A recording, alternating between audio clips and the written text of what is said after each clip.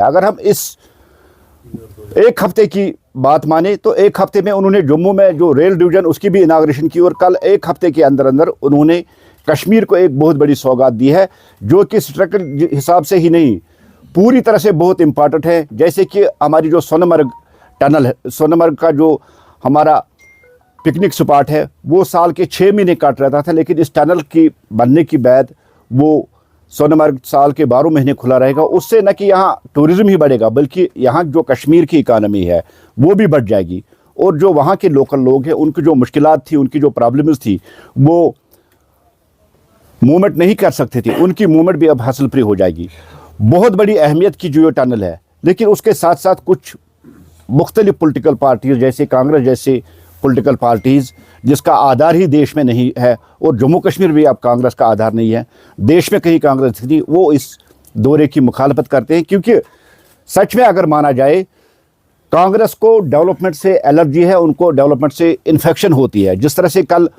कश्मीर को इतनी बड़ी सौगात मिली है, उस पर तनकीद करना, उस पर कटाकश करना इस बात को दर्शाता है कि ये पार्टियां वही दौर चाहती है जब यहाँ पत्थर चलते थे, गोलियां चलती थी, ग्रेनेड चलते थे और बम चलते थे। ये कश्मीर को एक डेवलप्ड कश्मीर नहीं देखना चाहते, ये कश्मीर में फिर वही हड़ताली सियासत देखना चाहते, ये कश्मीर में फिर बंद, फिर वही प्रोटेस्ट, फिर वही बात देखना चाहते। जिस तरह से कल देश के प्रधानमंत्री आए और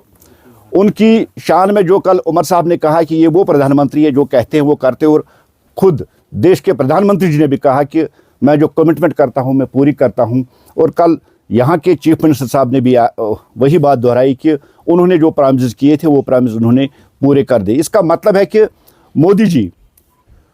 की जो कमिटमेंट है वो कमिटमेंट वो पूरी करते, चाहे वो इलेक्शन की हो, चाहे दूसरे रिलेटेड जो इश्यूज़ कश्मीर में रहे हैं उनको उन्होंने पूरा कर दिया है। हम यही मान के चले कि जम्मू कश्मीर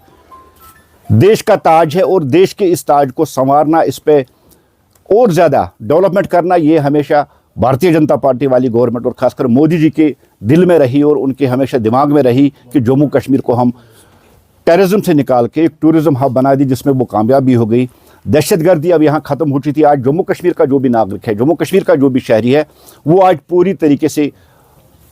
अपनी मूवमेंट कर सकता है। ना वो ग्रेनेड रहे, ना वो हड़ताल रहे, ना वो पत्थरबाजी रही है। उसी तरह से जम्मू कश्मीर की डेवलपमेंट अगर देखोगे तो पिछले 10 सालों का आंकड़ा अगर आप देखेंगे, जब हम हाईवे की बात कर रहे थे उसी हाईवे पे हमारा 14 घंटे का सफ़र जम्मू तक होता था और आज वही सफ़र 4-4.5 घंटे में होता था। आप नावयुग टनल को देखिए, आप हाईवे पे जितनी 9 टनलें अभी तक बनी है उनको देखिए, आप रेल डिवीज़न को देखिए, आप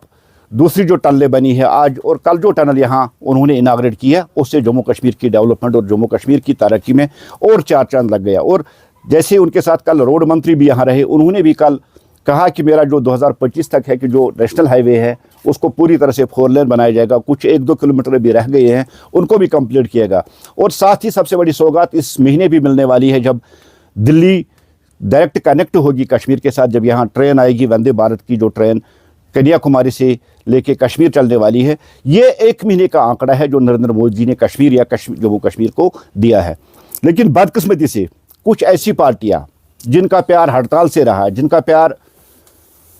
पत्थरों से रहा है, जिनका प्यार बम ग्रेनेडों से रहा, और वो पार्टियां जिनकी देन जम्मू कश्मीर को, कांग्रेस जैसी पार्टियां जिनकी देन जम्मू कश्मीर को टेररिज्म है, वो पार्टियां इस दौरे के भी मुखालफत करती है और मुख्तलिफ जो एंगल्स और मुख्तलिफ इशू उठा के इस जो कल वाली जो यहाँ विजिट थी उस विजिट को वो